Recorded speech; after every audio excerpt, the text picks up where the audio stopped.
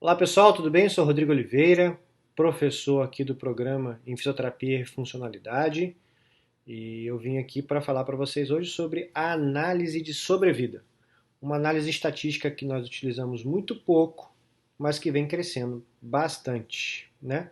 E essa análise de sobrevida, ela tem características e termos muito específicos que nós vamos discutir aqui hoje.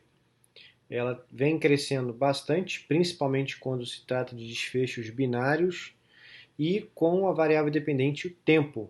O tempo é o mais importante da análise de sobrevida.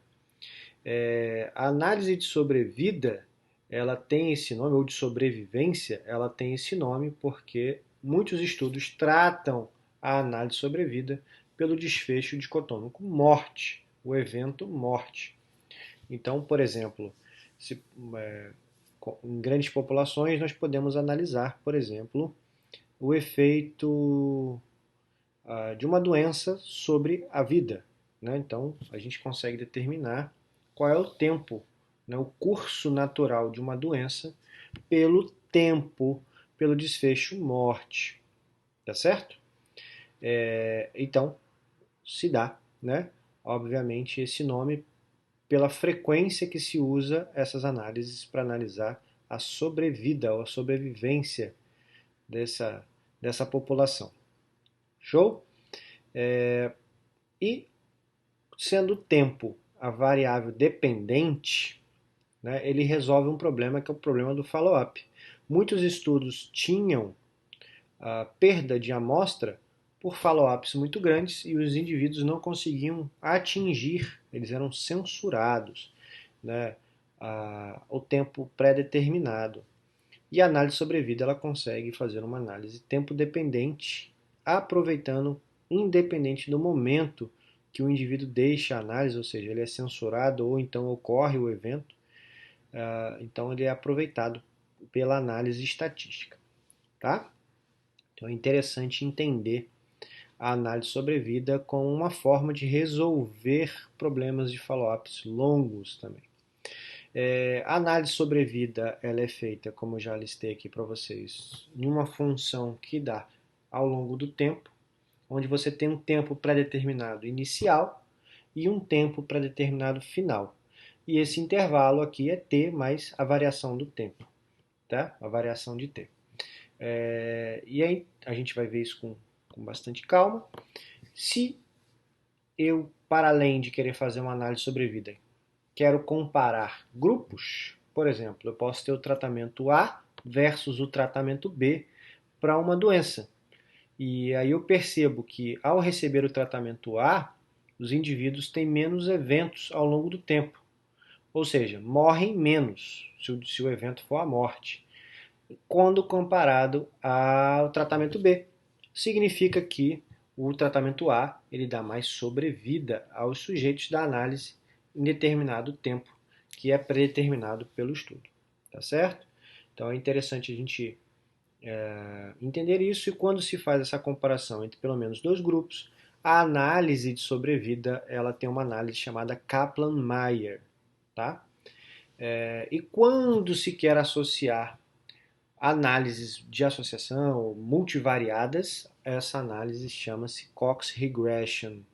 E a Cox Regression tem um benefício que ela vai dar para a gente o Hazard Ratio, que é a probabilidade, a chance de um evento ocorrer, né?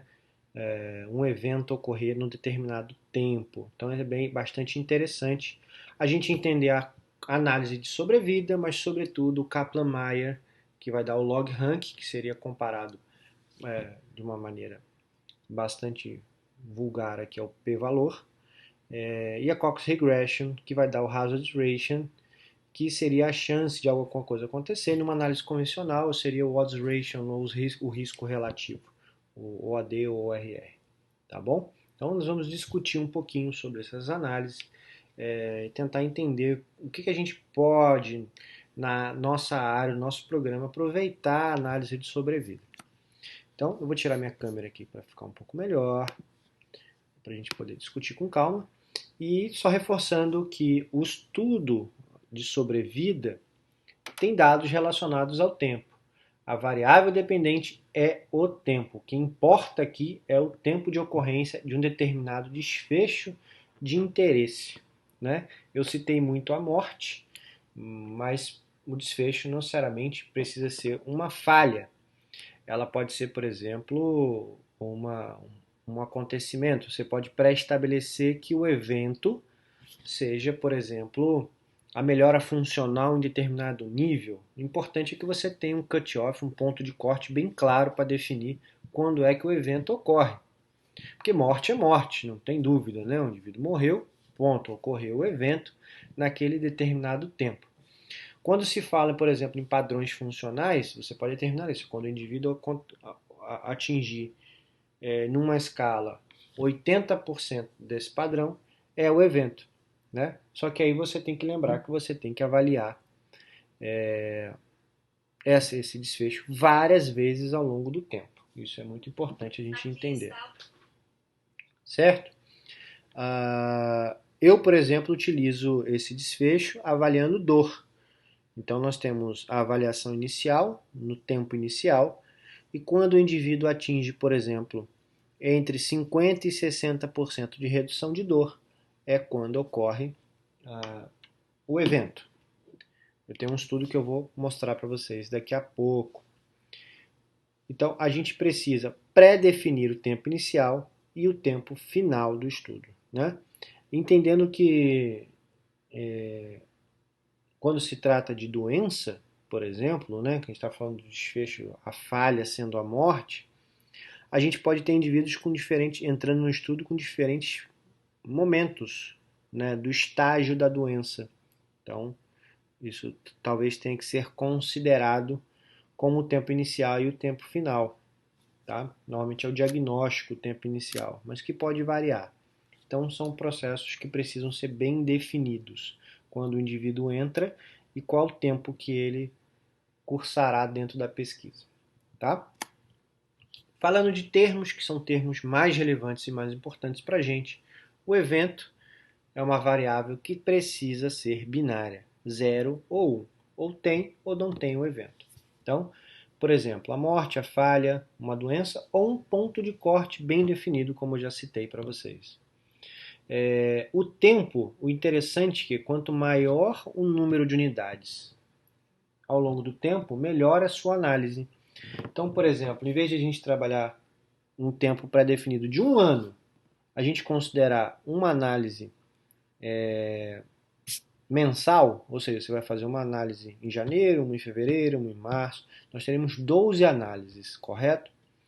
Então, seria muito melhor se fosse possível que a gente analisasse, por exemplo, 365 dias. Então, se for um desfecho dor, um diário de dor seria muito melhor do que a gente fazer uma coleta de dor mensal.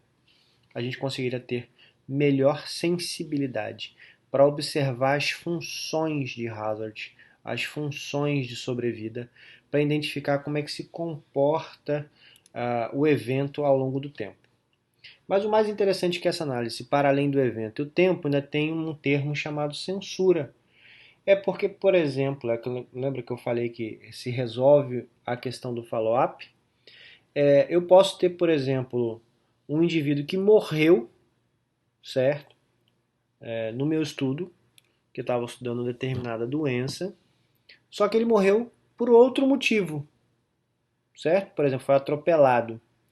O evento ocorreu, ou seja, a morte ocorreu, só que não teve relação com a minha pergunta de partida da análise. A gente não teve o evento, a morte, por causa da doença. Nós tivemos por um evento diferente, um atropelamento. Né? Então, esse indivíduo, ele nesse momento que é identificado o evento por um meio diferente, ele é censurado naquele momento. Ou seja, o tempo que ele participou do estudo vai ser computado, mas daquele momento ali, da censura para frente, ele não será mais computado na análise. Então isso ajuda a gente na perda amostral, que na verdade a gente acaba não tendo perda amostral. Obviamente um número muito grande de censuras pode ser um problema. Mas o indivíduo pode chegar ao tempo final do estudo, né? E aí ele foi censurado ao final do estudo. Então isso é interessante. Se a análise são 365 dias, então se o indivíduo ele sobreviveu os 365 dias, ele é censurado no último dia.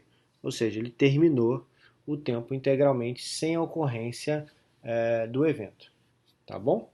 Então, vários motivos podem ser censura. O paciente abandonou o estudo, se mudou, nós perdemos completamente o contato, tá? Então, daquele momento ali, a gente marca como censura. E assim, um tipo de estudo que pode se utilizar dessa análise é o estudo de coorte, né? Onde a gente tem sempre uma população sem desfecho, ou seja, não ocorreu o evento. Se a gente considerar morte, é quando você tem uma função de sobrevida chamada 1, ou seja, 1 seria 100% da amostra viva. E essa população ela é exposta a determinada doença, por exemplo, e a gente compara com outra população que não tem a doença. A gente vai analisar o tempo. O tempo é a variável dependente para a ocorrência do evento, aqui listada como desfecho, certo? Então, por exemplo, ao longo de um ano, uma população que foi exposta a ou tem, por exemplo, um câncer de pulmão versus uma população que não tem câncer de pulmão, e nós vamos observar qual é ao longo de um ano, ou seja, no tempo, o desfecho morte dessa população e comparar com os indivíduos que sobrevivem, a taxa de sobrevivência. Então é muito provável que em um ano, indivíduos que têm câncer malignos graves de pulmão tenham maior ocorrência de eventos quando comparado a não expostos, né? Isso é obviamente isso é um estudo óbvio, né? Mas a gente pode também dentro do sistema público de saúde avaliar isso, porque existem várias rotinas terapêuticas e diferentes tipos de tratamento, né? Então a gente, sem precisar desenhar um ensaio clínico, pegando somente as rotinas e diferentes rotinas, obviamente, e tentar comparar as exposições terapêuticas que os indivíduos fazem, sem precisar ter o rigor de um estudo de ensaio clínico e talvez ter uma, um rigor de um estudo de observação, tá? Mas é possível também desenhar um ensaio, né, comparando o tratamento A versus o tratamento B para uma condição, uma população, né, que obviamente parte ali é uma população doente, uma população com câncer, vou utilizar ainda o exemplo do câncer, e aí a gente expõe ao tratamento e de rotina ou um tratamento novo, desenhando um ensaio, versus um placebo, versus um tratamento B, que é mais convencional. Nós vamos ver quem é que tem o menor número de eventos. O tratamento melhor é onde você tem uma maior taxa de sobrevivência quando o desfecho é morte. Tá bom? Então são formas de entender os desenhos de estudos para análise. Aqui é uma coorte aberta, também chamada de população dinâmica, porque você dificilmente vai ter a população todas entrando no mesmo momento na coorte, né? Então você vai ter diferentes entradas da coorte. Então, assim, no primeiro mês você vai ter a entrada de 10 pacientes, no segundo mês mais 15 pacientes, no terceiro mês mais 20 pacientes. Então notem que o início da linha ele varia ali, né, do 0 para o 1 e para o 2. Então a gente consegue observar aqui que o início é diferente, tá certo? Mas se o indivíduo entrar aqui no mês, no dia 1, e eu quero avaliar uma semana, 7 dias, obviamente esse sujeito aqui, o ideal é que a gente estenda esse prazo para esse sujeito. O tempo final para ele também serão 7 dias. Então, isso é uma forma de dinamizar de forma correta. Notem que temos indivíduos que censuram antes de chegar no final do tempo. Não conseguem cumprir toda a variação ao longo do tempo.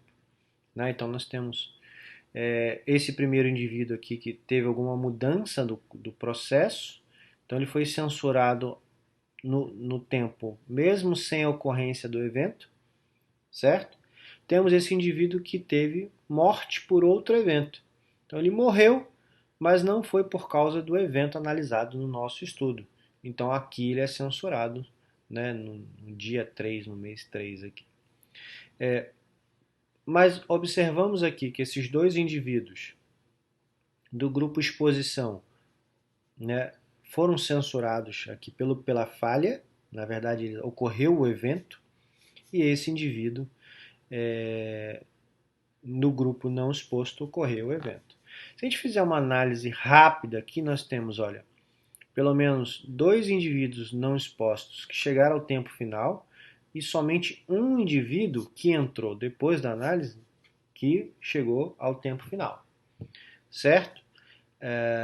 Do número de ocorrências do evento, ou seja, da falha, nós temos 2 indivíduos do grupo exposição e temos um indivíduo apenas no grupo não exposto. Então nós temos a maior frequência da falha no grupo exposto, mas o que nos chama a atenção é o tempo da ocorrência. Aqui em 2 dias, né, vamos considerar que isso aqui sendo dias, em 2 dias tivemos uma falha. Aqui em 2, 3 dias tivemos mais uma falha. Né? Enquanto no outro grupo nós temos 2, 3 dias tendo uma falha. Então é muito provável que pela ocorrência da falha maior e pelo número de tempo menor, o grupo exposto é um grupo onde tem maior ocorrência do evento nessa análise, tá? Então, obviamente, aqui é uma avaliação qualitativa do gráfico só para a gente tentar observar o comportamento do estudo. Mas o importante para a gente, nesse tipo de estudo, como eu já abordei aqui, é estimar essa sobrevida.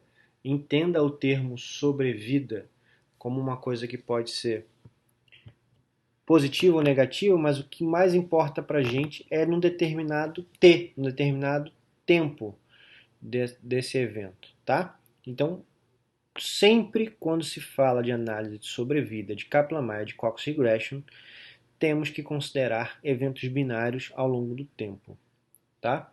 Então, a gente vai analisar esse conjunto de indivíduos, de sujeitos que partem ali 100% com uma condição, ou vivos, e vão ter uma variação ao longo desse tempo para a ocorrência de um evento. Tá? Daqui a pouco eu vou dar um exemplo, talvez fique um pouco ainda mais claro do que nós estamos colocando aqui.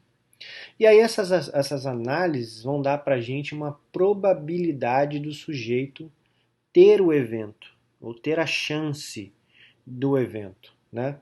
No caso aqui, quando o desfecho é morte, a probabilidade do sujeito sobreviver determinado tempo. Com base nisso, é que muitas vezes se dá prognóstico. Né? Então, quando o indivíduo tem uma doença, vou dar um exemplo aqui, por exemplo, o distrofia muscular de Duchenne.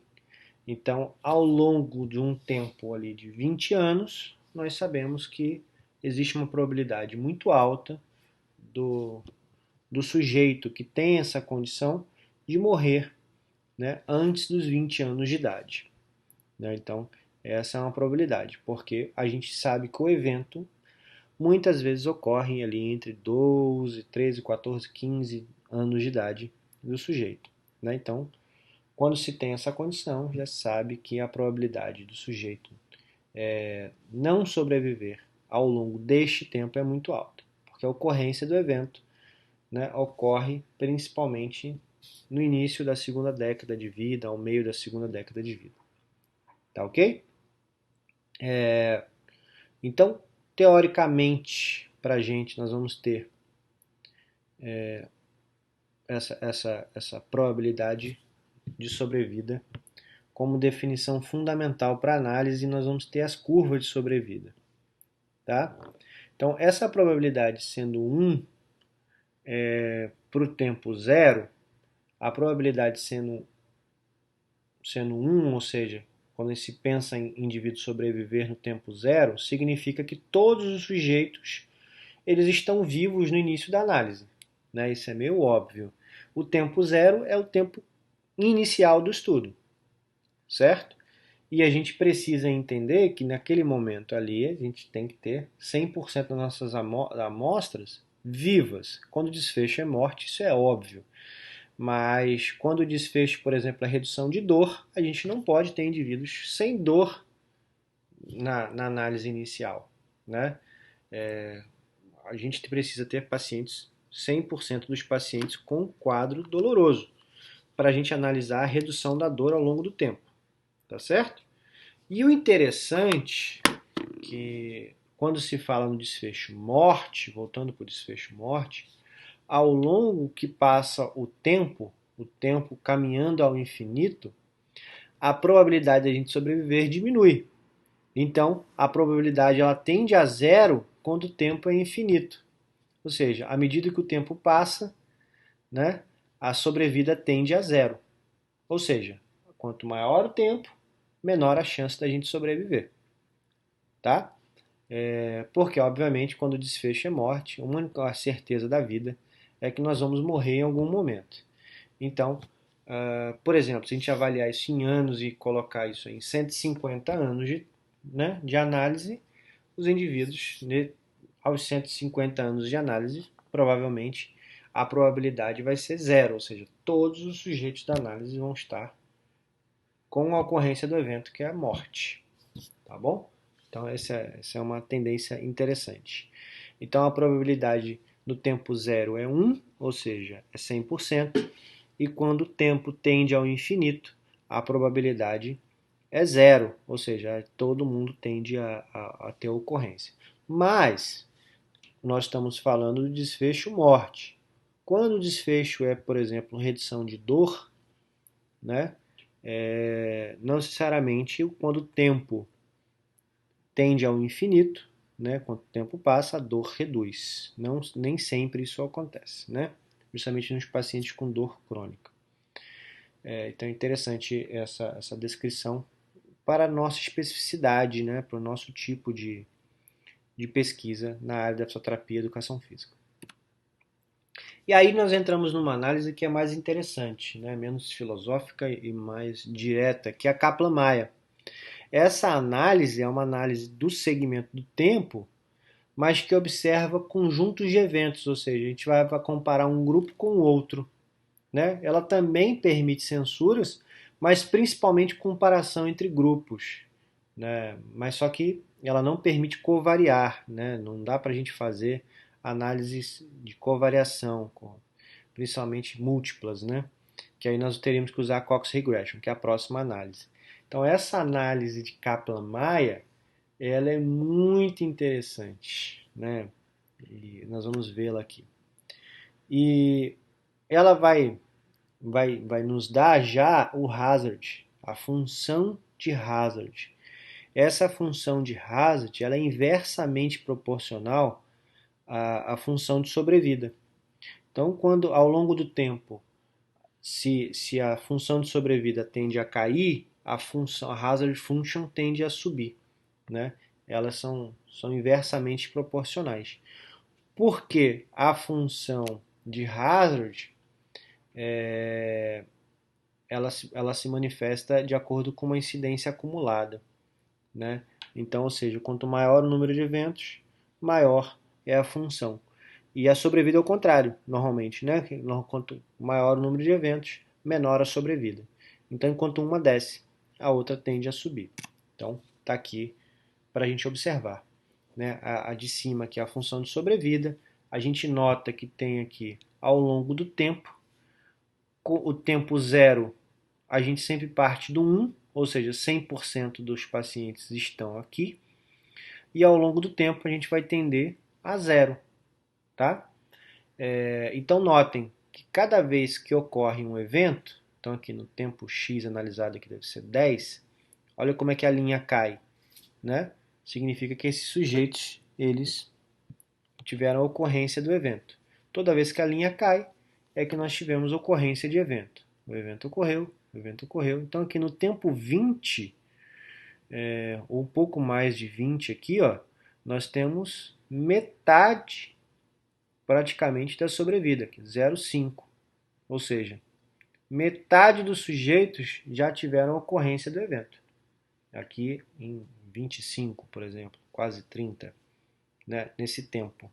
Então notem que é uma condição que tem um efeito muito agressivo se o desfecho for morte, né? Então notem que é uma condição que rapidamente leva ao desfecho, tá certo? E é interessante analisar que no tempo 80, praticamente 100% dos sujeitos já tiveram ocorrência do evento, né? Então é uma análise interessante observar que até pelo menos aqui o 25, 30, metade da amostra já teve ocorrência do evento. E quando chega a 80, quase todos os sujeitos já tiveram um evento. Tá bom? Essas cruzes, esses sinaizinhos aqui em cruz em vermelho, são aquelas análises censuradas por motivos diversos. O indivíduo morreu, mas não foi por causa da condição, foi por causa de outra coisa. E aí ela marca aqui, ó, que aqui ocorreu um evento, foi censurado, mas por outro motivo. Então é interessante. Essa análise fica bem claro. E se a gente olhar a função de Hazard, que é a incidência acumulada, nós vamos ver a curva praticamente invertida, né? A gente analisar aqui, ó, 30, nós tivemos praticamente todos os sujeitos, né? E em mais ou menos 80, né? Bastante sujeitos aqui também, ok? Então, a função de Hazard, ela é inversamente por ser a incidência acumulada do evento, é exatamente o inverso do que nós temos na função de sobrevida, tá bom? Então, vamos dar uma olhada aqui num exemplo. Um estudo sobre o efeito de um protocolo de exercício isométrico para dor em sujeitos atletas, em participantes atletas. Qual é a variável? A variável, a gente quer avaliar a escala numérica da dor antes dos atendimentos. Ou seja, toda vez que o atleta chega para tratar, ele é avaliado a dor dele. E nós vamos avaliar num tempo de 12 atendimentos. Tá? São 12 consultas. Então nós vamos ter 12 medidas. E o evento vai ocorrer quando o indivíduo tem redução de pelo menos 50% da dor. Então se a dor dele é 8, quando ele atingir 4, né, ele teve redução de 50%, e ali é o cut-off, ali aconteceu o evento. Tá bom? Então notem que nesse caso aqui, que até agora nós falamos bastante de morte, morte, morte, que é um evento negativo, né? Nesse caso aqui o evento é positivo, ou seja, quanto maior a queda na função de sobrevida, melhor o efeito terapêutico da isometria sobre a dor. Né? Então é interessante a gente observar isso. E quando a gente faz o Kaplan-Meier, ele vai dar essa tabela de sobrevivência, que eu quero que vocês prestem bastante atenção aqui. Nós temos o número de sujeitos, nós temos aqui nessa análise preliminar 12 sujeitos, então aqui é número de casos, 13 sujeitos, me perdoe, 13 sujeitos, estão aqui os 13 sujeitos.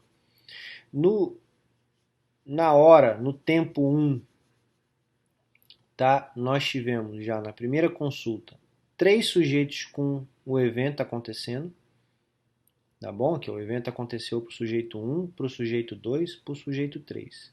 Na primeira consulta nós já tivemos redução de 50%, tá certo? Então aqui, ó, no tempo 1, 3 sujeitos já tiveram a redução, tá? Ou seja, nós temos de estimativa de sobrevida, 76% dos sujeitos não tiveram evento, mas 24% dos sujeitos tiveram um evento na primeira consulta, tá bom? Já aqui, ó, na quarta consulta, 10 sujeitos já tiveram a redução da dor, tá? 10 sujeitos já tiveram a redução da dor maior que 50%. Ou seja, na quarta medida de tempo, na quarta consulta, nós já tivemos em torno de 77% dos sujeitos com o evento ocorrendo. Então, é interessante observar, tá? E na 12ª consulta, 100% dos sujeitos, ou seja, os 13 sujeitos, tiveram redução de dor acima de 50%. Então, muito legal essa curva de sobrevida, porque mostra pra gente que até 77% dos sujeitos vão ter melhora da dor com o tratamento até 4 consultas, certo? E até a 12ª consulta, provavelmente 100% dos sujeitos vão reduzir sua dor 50%, tá? Então notem que o tempo ela é uma variável que realmente muito importante para a gente, né? Então aqui chamado de hora no SPSS. E aqui ele traz as médias e medianas para o tempo de sobrevivência, já com intervalo de confiança, que isso é importante para a gente, tá? Então aqui tem a estimativa da curva de sobrevida, sem comparação de grupos. Então ele diz para a gente o seguinte, ó, numa média, 4,3 consultas, né, é efetivo para a gente, né, onde você tem maior estimativa. E um limite de 2,4 a 6,3. Então esse intervalo de confiança aqui, com esse limite, nos diz que essa variável ela é relevante, ela é significativa. Por quê? Ela não toca o 1. Se a gente partisse no limite inferior menor que 1 para um limite superior maior que 1, essa estimativa aqui não seria significativa. Tá bom? Então prestem atenção no intervalo de confiança para que a gente possa ter a afirmação da estimativa. Tá? E aqui é média, aqui é mediana.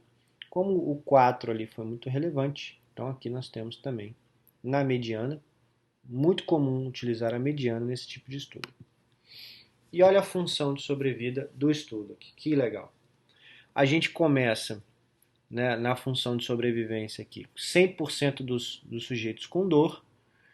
Conforme inicia-se o tratamento, na primeira consulta nós já tivemos uma redução, na segunda consulta um pouco mais, na quarta consulta nós já temos aqui 70 e poucos por cento dos pacientes com o evento ocorrido, tá? Então notem que a grande maioria dos pacientes melhoram até a quarta consulta com a isometria, tá? Então olha que legal. Observando que o evento aqui é redução de dor, então o evento aqui é uma coisa positiva. E isso é interessante a gente analisar, porque quanto maior a queda da curva, maior a inclinação descendente da curva, melhor, né? Mas se o desfecho fosse morte, o ideal é que essa curva ficasse aqui em cima, tá? Então, e aí, outro exemplo aqui, o exemplo 2, um estudo publicado recentemente, né, que ele fala de exercícios submáximos cardiorrespiratórios, comparando 3 tipos de exercícios: baixo, médio e forte, ou seja, a intensidade de exercício. Uma coorte retrospectiva comunitária baseada em exercícios de reabilitação para redução de risco coronário, doenças cardíacas coronárias, né?